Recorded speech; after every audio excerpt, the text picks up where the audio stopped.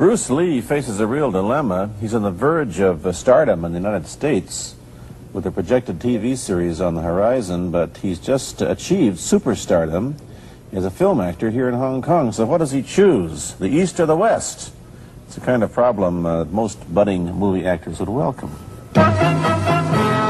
It's the Pierre Burton Show, the program that comes to you from the major capitals of the world. This edition comes to you from Hong Kong. And Pierre's guest is the man who taught karate, judo, and Chinese boxing to James Garner, Steve McQueen, Lee Marvin, and James Coburn. The newest Mandarin superstar, known in the West for his appearances in Batman, The Green Hornet, Ironside, and Longstreet. His name is Bruce Lee, and he doesn't even speak Mandarin. And here's Pierre. Well, how can you play in Mandarin movies if you don't even speak Mandarin? How do you do that? Well, first of all, I speak only Cantonese. Yeah. So, I mean, there is quite a difference as far as pronunciation and things like that go. So somebody else's voice is used, right? Definitely, definitely. You just make the words. Doesn't that sound strange when you go to the movies, especially in Hong Kong, in your own town, and you see yourself with somebody else's voice? Well, not really, you see, because most of the Mandarin pictures done here are dubbed anyway. They're dubbed anyway? Anyway, I mean, disregard. I mean, they shoot without sound. So it doesn't, you know, make any difference. Your lips never quite make the right words, do they? Yeah, well, that's where the difficulty lies, you see. I mean, in order to, because the Cantonese have a different way of saying things, you know, I mean, different from the Mandarin. Yeah. So I have to find, like, something similar to that and keep a kind of a feeling going behind that. Something that matching the Mandarin deal. Like the old silent complicated? Like the old silent days. But I gather in the movies made here, the dialogue is pretty stilted anyway. Yeah, I agree with you. I mean, see, to me, a motion picture is motion. Yeah. I mean, you got to keep the dialogue down to the minimum. Did you look at many Mandarin movies before you started playing in the first one? Yes. What did you think of them when you saw them? Quality-wise, I mean, I have to admit that it's not quite up to the standard. However, it is growing, and it is getting higher and higher, and going toward that standard, than what I would term quality. They say the secret of your success in that movie, The Big Boss, which was such a success here and rocketed you to stardom in Asia, was that you did your own fighting. As an expert in the various martial arts in China, what did you think of the fighting that you saw in the movies that you studied before you became a star? Well, I mean, definitely in the beginning I had no intention or whatsoever that what I was practicing and what I'm still practicing now would lead to this to begin with. But martial art has a very, very deep meaning as far as my life is concerned, because as an actor, as a martial artist, as a human being, all these I have learned from martial art. Maybe for our audience who doesn't know what it means, you might explain exactly what you mean by martial art. Right. Martial art include all the combative arts like karate or karate, judo, Chinese kung fu or Chinese boxing, whatever you call it. All those. You see, like aikido, Korean, I can go on and on and on. But it's a combative form of fighting. I mean, it's not, some of them became sport, but some of them are still not. I mean, they use, for instance, kicking to the groin, jabbing fingers at the eyes, and things like that. No wonder you're successful in the Chinese movies. They're full of this kind of action anyway. They needed a guy like you could... Violence, man. So you didn't have to use a double when you moved into the motion picture world here. You did it all yourself. Right. Can you break 5 or 6 pieces of wood with your hand or your foot? I'll probably break my hand and foot. But tell me a little bit... you set up a school in Hollywood, didn't you, for people like James Garner and Steve McQueen and the others? Yes. Why would they want to learn Chinese martial art? Because of a movie role? Not really. I mean, most of them, you see, to me, at least the way that when I teach it, all type of knowledge ultimately means self-knowledge. So therefore, they're coming in to, and ask me to teach them not so much of how to defend themselves or how to do somebody in, Rather, they want to learn to express themselves through some movement, be it anger, be it determination, or whatsoever. So in other words, what I'm saying, therefore, is that he is paying me to show him in combative form the art of expressing the human body. Which is acting, in a sense, isn't it? Well... Or it would be a useful tool for an actor to have. I mean, it might sound too philosophical, but it's unacting acting or acting unacting, if you... You've lost me. I have, right? So what I'm saying, actually, you see, I mean, it's a combination of both. I mean, here it is the natural instinct, and here is control. You are to combine the two in harmony. Not, if you have one to the extreme, you will be very unscientific. If you have another to the extreme, you become all of a sudden a mechanical man, no longer a human being. So it is a successful combination of both. So therefore, it is not only, I mean, so therefore it's not pure naturalness or unnaturalness. The ideal is unnatural naturalness or natural unnaturalness. Yin yang, eh? Right, man, that's it. Yeah, one of your students, James Coburn, played in a movie called Our Man Flint, in which he used karate. Is that what he learned from you? He learned it after. Oh, he went... Oh, yeah. After he played in Our Man Right, Flint. right. You see, actually, I do not teach, karate, because I do not believe in styles anymore. I mean, I do not believe that there is such thing as like Chinese way of fighting or the Japanese way of fighting or whatever way of fighting, because unless human beings have 3 arms and 4 legs, we will have a different form of fighting. But basically, we have only 2 hands and 2 feet. So styles tends to not only separate man, because they have their own doctrines, and then the doctrine became the gospel truth, that you cannot change, But if you do not have styles, if you just say, well, here I am, as a human being, how can I express myself totally and completely? Now, that way, you won't create a style, because style is a crystallization, and I mean, that way, it's a process of continuing growth. You talk about Chinese boxing. How does it differ from, say, our kind of boxing? Well, first, we use the feet. That's and then we use the elbow. And you use the thumb? You name it, man. You use it all. You have to, you see, because, I mean, that is the expression of the human body. I mean, everything. I mean, not just the hand. And when you're talking about combat, well, I mean, if it is a sport, now you're talking about something else. You have regulations, you have rules. But when you're talking about fighting as it is, with no rules, real fighting, well then, baby, you better train every part of your body. And when you do punch, now I'm leaning forward a little bit, hoping not to hurt any camera angle. I mean, you got to put the whole hip into it and snap it and get all your energy in there and make this into a weapon. I don't want to tangle you in any dark that right now. You came at me pretty fast there. What is the difference between Chinese boxing and what we see these young men doing at 8 o'clock every morning on the rooftops in the parks called shadow boxing, which they're always... Well, actually, you see, that is part of Chinese boxing. Yes. There are so many schools. Everybody here seems to be, going like this all the time. Well, that's good. I'm very glad. I'm very glad to see that, because at least somebody is caring for their own body, right? Yeah. I mean, that's a good sign. Well, it's a kind of a slow form of exercise, which is called Tai Chi Chuan. I'm speaking Mandarin just now. Yeah. Cantonese, Tai Chi Chuan. Okay? I see. And it's more of an exercise for the elderly, not so much for the Give me a demonstration. Show me. Can you do a little bit of it? Just so the hand-wise is very slow. Oh, is it?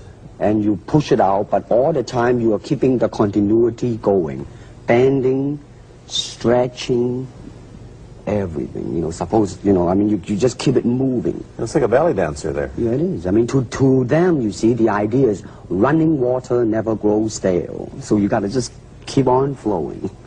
Of all your students, famous, James Garner, Steve McQueen, Lee Marvin, James Coburn, Roman Polanski, which was the best, who adapted best to this Oriental form of exercise and defense?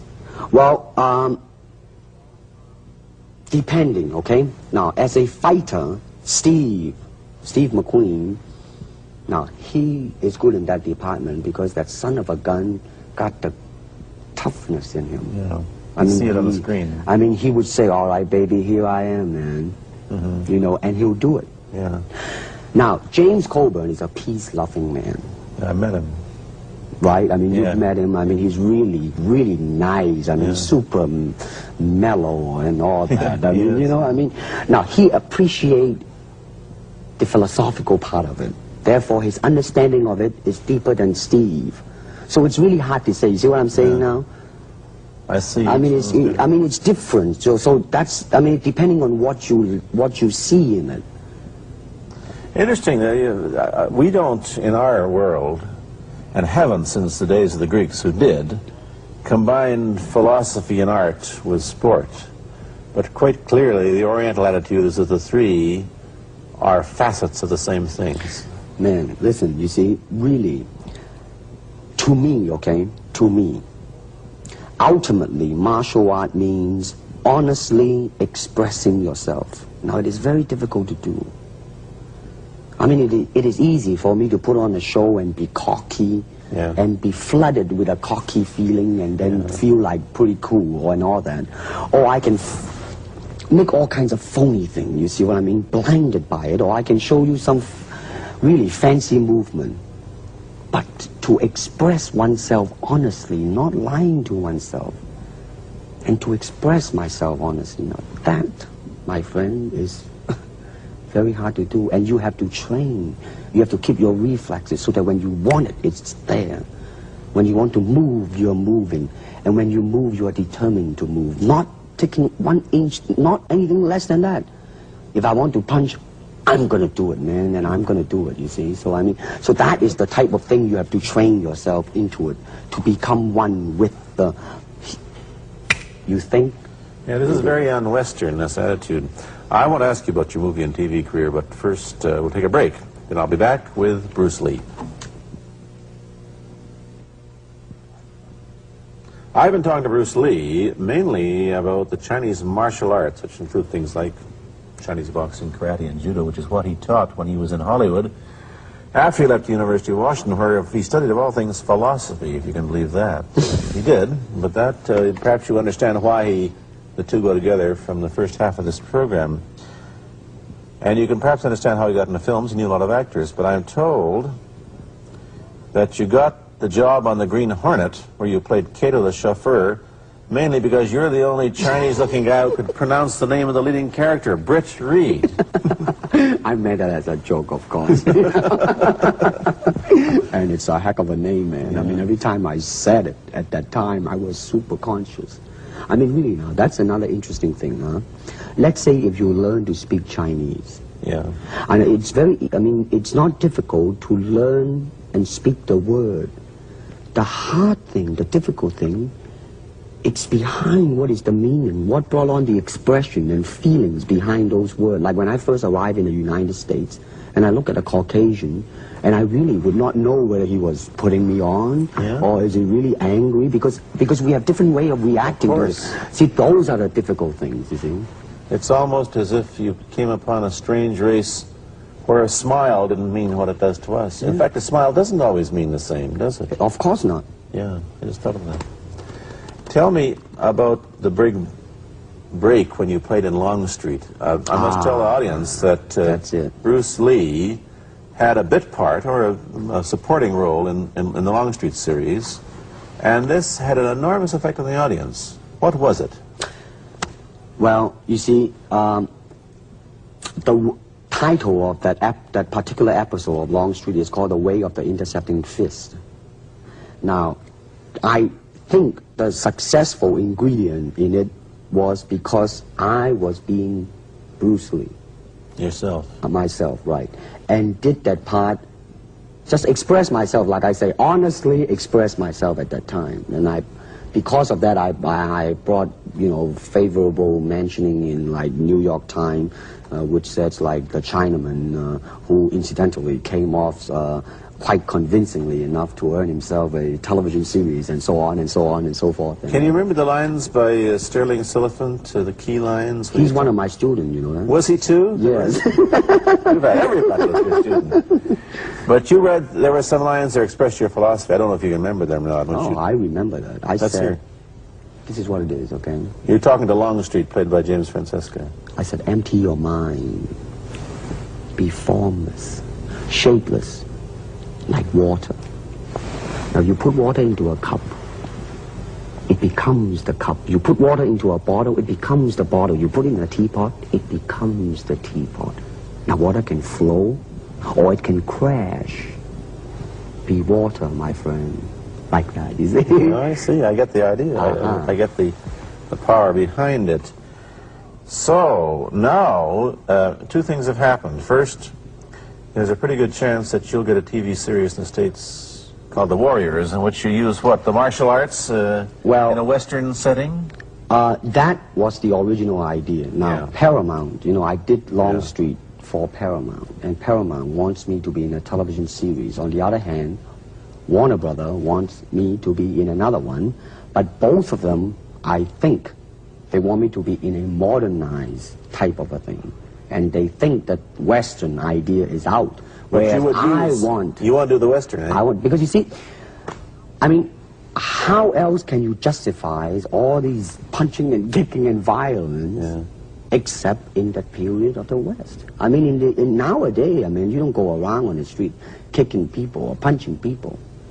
Because if you do, that's it. I mean, I don't care how good you are, you know. But this is true also of the Chinese dramas, which are mainly costume dramas. And they're all full of blood and gore over here. Oh, you mean here? Yeah. Well, unfortunately, you see, I hope that the picture I am in would either explain why the violence was done, whether right or wrong or whatnot. But unfortunately, pictures, most of them here, are done mainly just for the sake of violence. You know what I mean? Like, you know, fighting for 30 minutes, get stabbed 50 times. And but I'm fascinated. Let me give you your microphone back.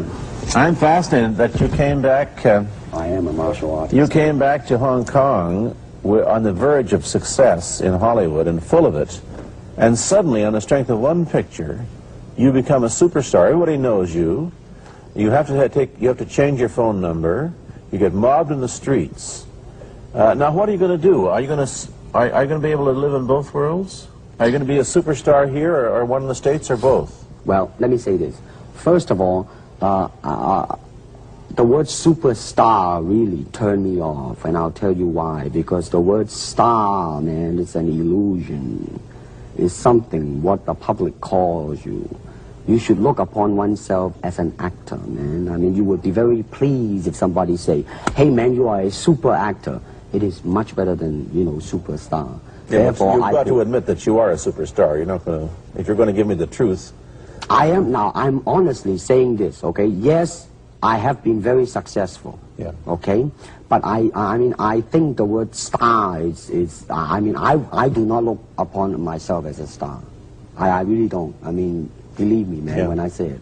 I mean, I'm not saying it because I... What are you going to do? Let's get back to the question. Okay. Are you going to stay in Hong Kong and be famous? Or are you going to go to the United States and be famous? Or are you going to try and eat your cake and have it too? I am going to do both because, you see, I have already made up my mind that in the United States, I think something about the Oriental, the true Oriental should be shown. Hollywood sure as heck hasn't. You better believe it, man. I mean, it's always that pigtail and bouncing around, chop, you know, with the eyes slant and all that.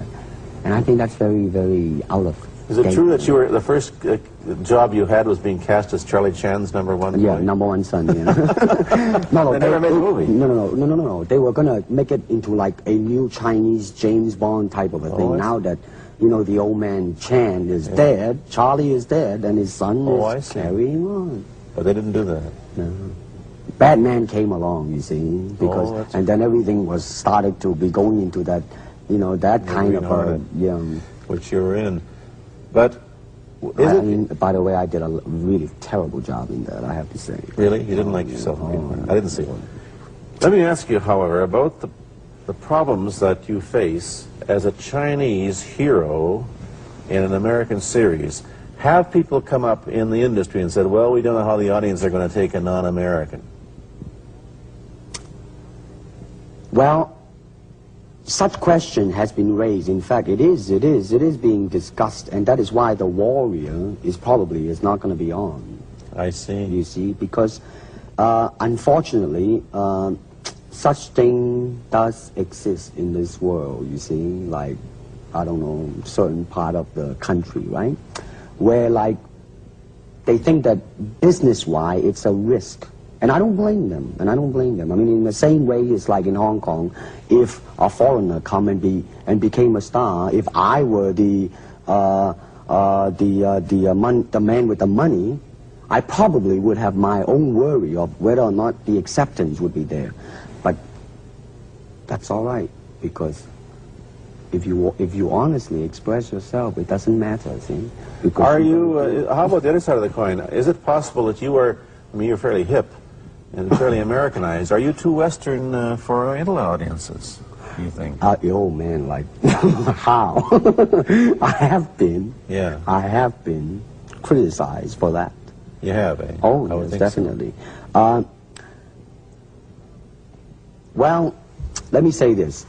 When I do the Chinese film, I'll try my best not to be as American as I, have been adjusted to for the last 12 years in the States.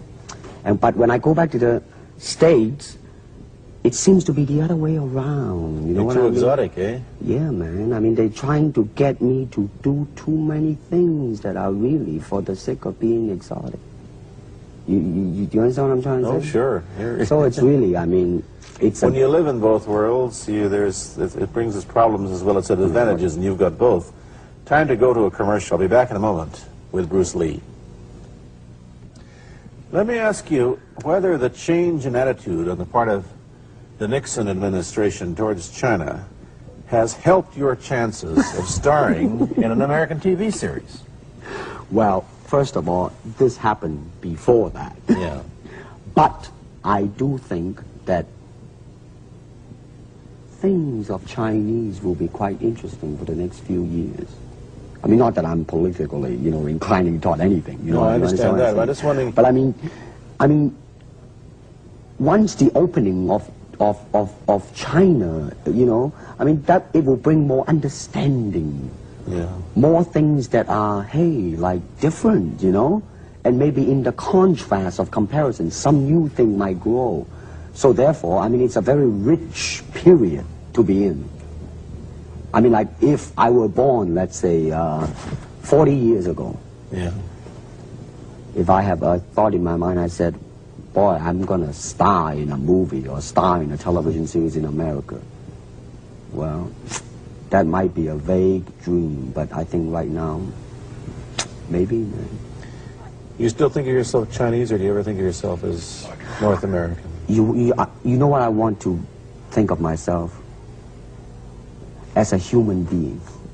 Because, I mean, I don't want to sound like, as Confucius say, but under the sky, under the heaven, man, there is but one family.